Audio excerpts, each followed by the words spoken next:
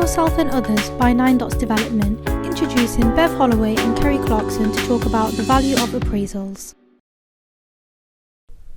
Hi there, I'm Bev Holloway. I'm Head of Learning Solutions here at 9 Dots. Hi, my name's Kerry Clarkson. I'm the trainer here at 9 Dots. And we're talking today about the value of appraisals. And this really came about because Kerry and I were having a discussion about some of the discussions you were talking about with your learners. Yeah, and what I find really fascinating is when I talk to different learners about their one-to-ones or appraisals, the difference that people have, their experiences. Some people have catch-ups weekly, some people have formal monthly one-to-ones with a structure, and some people aren't spoken to for a year, and it just amazes me.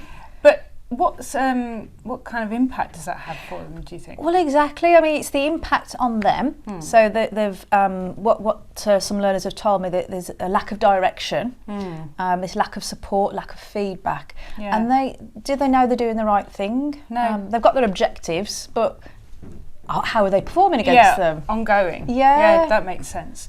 I know it's quite tricky with appraisals. I know when I first came into the working world, as it were, I had an appraisal, and my manager took me aside. I just was coming in as normal, took me on aside and said, I want a conversation with you. It's like, right.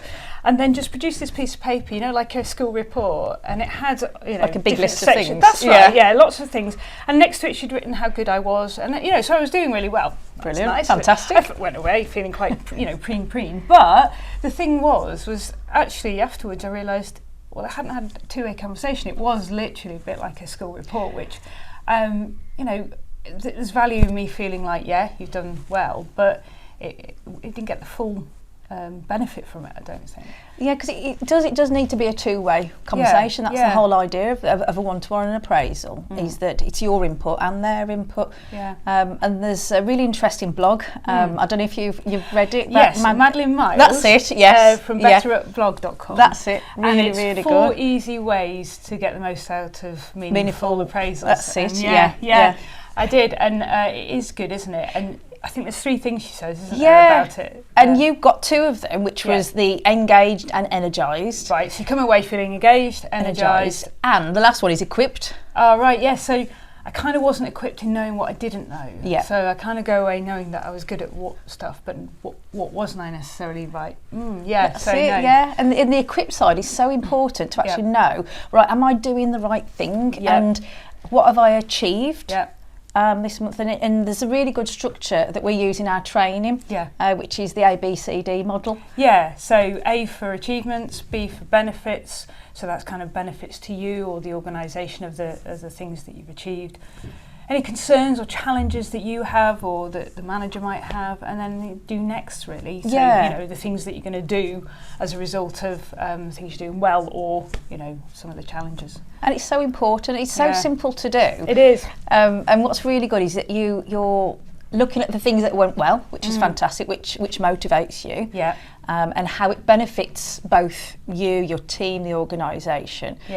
And because it almost gives you permission to talk about any concerns or challenges that you may have. And if you were just having a catch-up or a chat, which some one-to-ones are, you might be thinking, well, I don't want to spoil it now it's going so well, I don't want to bring that up. So it gives that really balanced view, which I think is quite important. And I think, it is about getting to kind of know the person a little bit more as well, because it's not just about the performance, yes, achievements there, but it's benefits for yourselves. It gives you that chance to talk about maybe the person a bit more, because I think there's something, well, certainly right now with around mental health and with COVID, social isolation. That just is you got to have that time really to maybe talk about those kind of things as well. Absolutely, it is. It's not just about performance. Performance is there, but it's giving you that valuable time together. Madeline also talks about lots of other things that you can include in that, things like motivation as well, that you're listening to actually what makes them get out of bed in the morning, why do they come to it, what do they enjoy about work, so you can actually help them do more of that. Looking at opportunities that are out there as well. So that forward looking, a bit like that do next bit, forward looking. That's it. And you're giving that feedback, aren't you? It's so important. And I think The thing that stops people, that managers, when I'm talking on training sessions as well, is from managers, they're saying, I just don't seem to have the time to do these. So, and Madeleine's really good at talking about the return on investment, isn't she?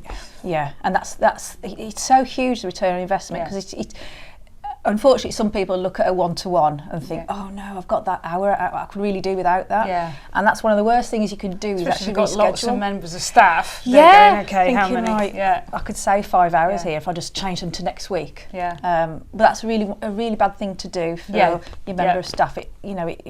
How would you feel if?